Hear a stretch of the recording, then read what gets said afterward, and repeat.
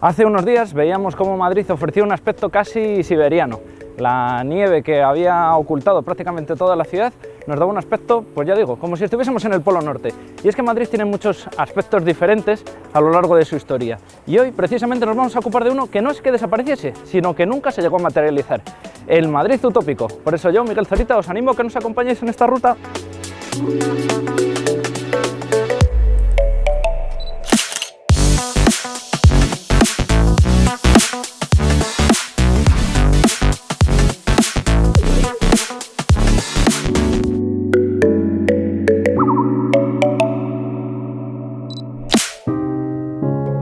Sin duda, uno de los grandes protagonistas de la historia de Madrid es su río, el río Manzanares, que en estos días, gracias a las copiosas nevadas que ha habido últimamente, podemos disfrutarlo con un cauce realmente increíble.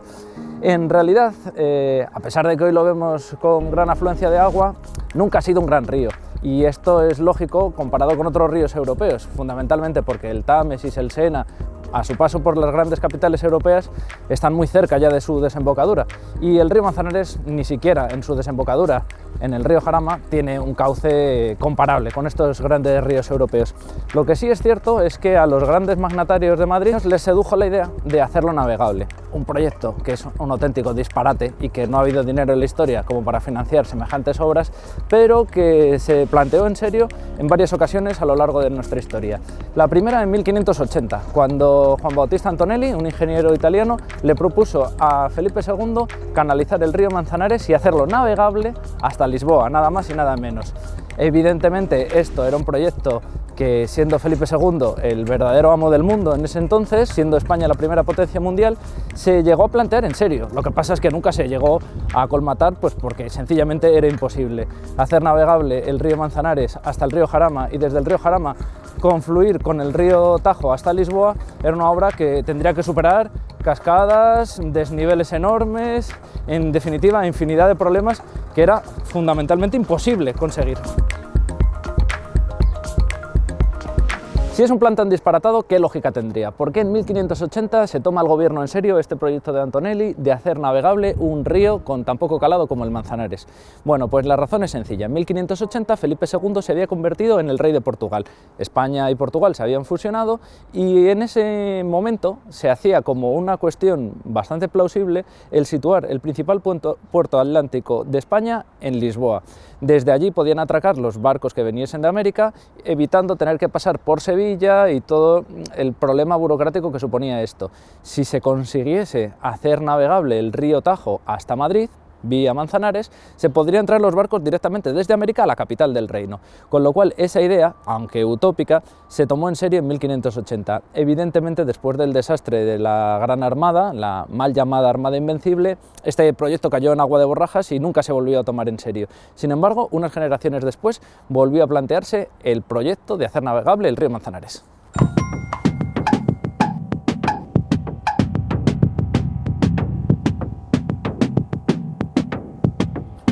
Dos generaciones después, en tiempos de ya Felipe IV, se vuelve a plantear esta idea de hacer navegable el río Manzanares. Estamos en el año 1641.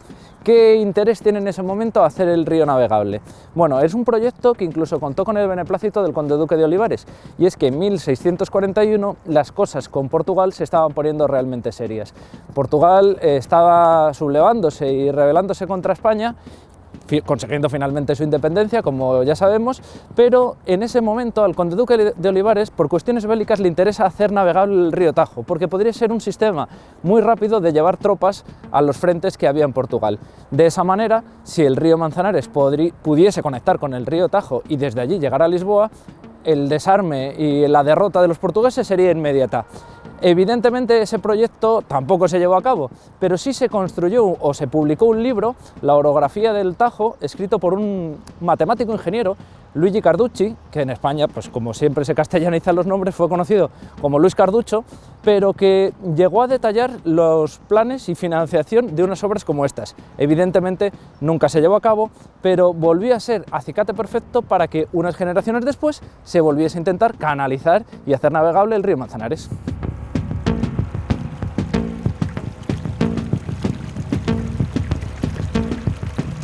Nos encontramos en las inmediaciones del Puente de Segovia, un puente construido en tiempos de Felipe II por uno de sus mejores arquitectos, Juan de Herrera, que plantea ya el hacer transitable de una manera un poco decente el río Manzanares, porque hasta aquel entonces, de hecho hay dibujos que así nos lo especifican, el río Manzanares se podía cruzar andando directamente. Hay imágenes de ese siglo XVI en los que aparece un burro cruzando a pie el río Manzanares. Evidentemente ese anhelo por hacer navegable el río tenía que contar lógicamente con la orografía del río, que como veis en aquel entonces y ahora tiene muy poquito cauce.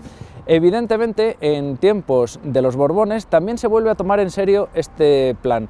Ya en tiempos de Carlos III se intenta hacer al menos navegable hasta Rivas-Vaciamadrid, un proyecto del cual solo se construirán 10 kilómetros, que no es poca cosa, pero claro, en comparación con el proyecto global era prácticamente nada, y vuelve a quedarse en agua de borrajas hasta el reinado de su nieto, de Fernando VII, que avanzará 4 kilómetros más, pero nunca llegarán ni de lejos a la conexión con el río Jarama, que es precisamente a donde pretendían llegar conectándolo en Rivas-Vaciamadrid. Evidentemente, este proyecto del río Manzanares es uno de esos proyectos utópicos. De haberse construido incluso en tiempos de Felipe II, quizás a día de hoy tendremos un puerto y cruceros visitando Madrid, pero que como sabemos es prácticamente imposible, porque además hay que contar con un factor determinante. Este proyecto es muy ambicioso y, como todos los proyectos megalómanos, tienen unas consecuencias en muchas ocasiones fatales. De haberse construido, por ejemplo, habríamos perdido el estupendo ecosistema que a nivel biológico supone el río Manzanares.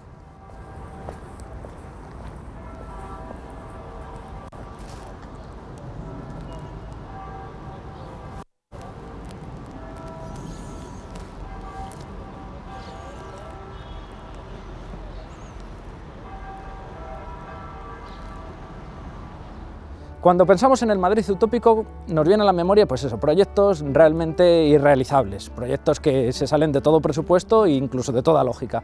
Sin embargo, también hay edificios mundialmente conocidos, como es el Palacio Real, que tiene su parte utópica, es decir, que hubo otro proyecto para construir un palacio real muy distinto al que conocemos en nuestros días. Cuando la dinastía borbónica decide establecer o reconstruir, mejor dicho, el palacio que se había perdido en la Navidad de 1734, se le encarga al arquitecto italiano Filippo Juvara que diseñe un nuevo palacio para los reyes. Curiosamente, el diseño que había hecho Filippo Juvara no cabría en el solar que hoy ocupa el Palacio Real, porque era muchísimo más grande. Hay que tener en cuenta también que Felipe V intentaba competir contra Versalles. Versalles era la obra cumbre de la Europa de aquel entonces y decide hacer un palacio como el Palacio Real, más grande, como vemos, que el propio Versalles. Sin embargo, el proyecto inicial era más grande aún de lo que conocemos ahora como el Palacio Real. Evidentemente, si no se podía establecer en este solar, había que buscar otro emplazamiento, y se buscaron los Altos de Argüelles. En ese momento se ideó ese proyecto allí, pero que nunca se llevó a cabo, porque cuando Filippo Juvara termina falleciendo, su discípulo, Sacchetti, decide ocupar el solar que había ocupado el antiguo Alcázar de Madrid para situar allí esta obra, que es la que conocemos a día de hoy, que no sería otra cosa que eso, que el proyecto remozado de Filippo Juvara, que nunca se llevó a cabo. Para conocer los siguientes proyectos utópicos de nuestra ciudad nos hemos trasladado hasta aquí, el Museo de la Historia de Madrid, un lugar que alberga infinidad de secretos, incluidos estos, los proyectos que nunca se llevaron a cabo. Por ejemplo, en el año 1810, hablamos ya en tiempos de José Bonaparte, Madrid había sufrido infinidad de reformas. De hecho, por eso se le llamaba Pepe Blazuelas a José Bonaparte. Entre ellas se había demolido la iglesia de San Juan, el convento de San Gil, el pasadizo que unía el Palacio Real con el convento de la Encarnación. En definitiva, una serie de demoliciones en torno al Palacio Real que permitían nuevas edificaciones. Es entonces cuando Silvestre Pérez, uno de los mejores arquitectos del Madrid de aquel entonces, proyecta un enorme viaducto que conectaría el Palacio Real con la Plaza de la Armería y un arco triunfal con la iglesia de San Francisco el Grande, que en aquel entonces no tendría uso religioso, sino que se convertiría en el primer parlamento del pueblo español. Ese proyecto no fue culminado nunca, solamente tenemos esos planos y aquí podemos disfrutar de esta espléndida maqueta que nos reflejan cómo podía haber sido ese otro Madrid, un Madrid mucho más espectacular, que nos recordaría en cierto sentido a algunas de las grandes avenidas de París, pero que lamentablemente los madrileños a día de hoy no podemos disfrutar.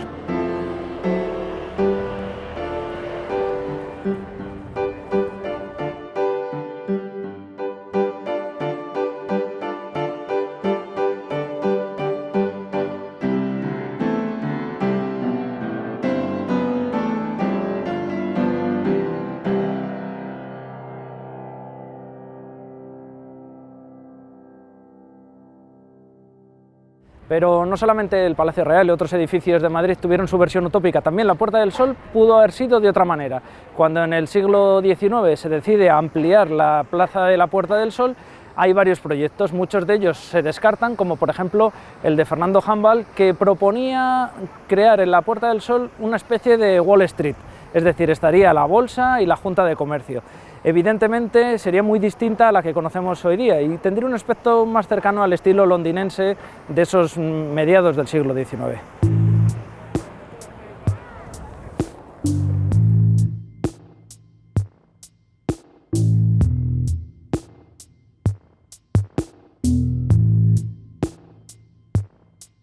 No solamente podríamos haber tenido otras Puertas del Sol, sino que la que tenemos podríamos haberla perdido. En el año 1933, el arquitecto Manuel Muñoz Monasterio plantea un nuevo diseño para la Puerta del Sol. Consistiría en una gigantesca plaza que de hecho tendría su epicentro aquí, donde nos encontramos, en la calle Carretas, porque fusionaría la actual plaza de la Puerta del Sol con la plaza de Jacinto Benavente. Esto supondría un nuevo diseño gigantesco en una especie de plaza rectangular que tendría cabida para dos enormes rascacielos. Afortunadamente ese plan no se llevó a cabo porque habríamos perdido edificios tan emblemáticos como la propia Casa de Correos. Pero no fue el único proyecto que planteaba destrozar lo que conocemos hoy como la Puerta del Sol. No tendríamos ese reloj, no sé dónde nos tomaríamos las uvas, pero el mítico y célebre arquitecto dentro de la ciudad de Madrid, como es Antonio Palacios, un arquitecto muy vinculado con las obras del metro, que decide plantear ese nuevo diseño de la Puerta del Sol en pos de modernizar la ciudad. También propuso la destrucción del edificio de Correos para construir una enorme plaza con capacidad para 20 consulados, habría un arco triunfal, varios rascacielos, un recorrido con esfinges, en definitiva, un complejo arquitectónico realmente espectacular que solamente se diseñó en los planos. Afortunadamente no lo hemos llegado a tener porque, ya digo, perderíamos parte de la identidad de nuestra ciudad. ¿Qué tiene que ver el arquitecto Antonio Palacios con ese nuevo diseño de la Puerta del Sol? Bueno, por una razón muy sencilla. Antonio Palacios había trabajado desde sus inicios en las obras del metro. Él había diseñado varias paradas de metro, como por ejemplo la de Gran Vía, y cuando se plantea a principios del siglo XX el nudo de comunicaciones suburbanas en la Puerta del Sol, de hecho, ya sabéis que coinciden allí las tres primeras líneas de metro, la 1, la 2 y la 3, pues es precisamente cuando Antonio Palacios, para ese nuevo diseño, plantea una gigantesca plaza de la Puerta del Sol completamente distinta a la que conocemos hoy día. Y por último, uno de los grandes proyectos que tampoco podemos disfrutar a día de hoy en Madrid, porque nunca se llevó a cabo, fue el de Alberto de Palacio Elisagüe, un famoso arquitecto del siglo XIX que en el año 1893 presentó en la Expo de Chicago un proyecto completamente delirante.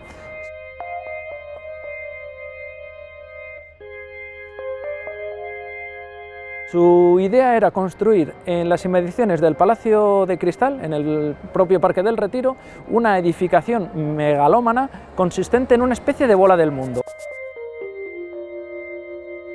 Una bola del mundo gigante, puesto que superaría la altura de la mismísima Torre Eiffel y que permitiría albergar todo tipo de instalaciones, desde centros culturales, salas de música, restaurantes, una iglesia, un hotel, y todo ello culminado con una escultura gigantesca del propio Cristóbal Colón que daría la bienvenida a los visitantes. Ese proyecto no se llevó a cabo porque, de hecho, la financiación, y más cuando España se encontraba en una situación desastrosa económicamente hablando, era completamente inviable. Pero nos quedan no maquetas, pero sí representaciones gráficas de cómo podría haber sido esa gigantesca construcción. Una construcción que más recientemente parece que nos resuena a otra que tampoco se culminó y de la cual incluso existían maquetas, todo un proyecto que finalmente se quedó en agua de borrajas en el barrio de Valdebernardo. También allí se quería construir un enorme homenaje al descubrimiento de América que, ya digo, nunca se llegó a culminar a pesar de que quedan maquetas y todo tipo de representaciones gráficas. Es otro ejemplo más del Madrid que nunca existió.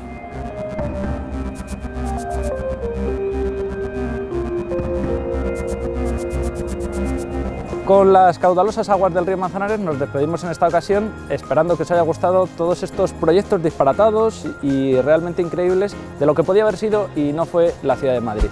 Así que nada, esperamos que os haya gustado y nos vemos en próximas ocasiones. Un abrazo.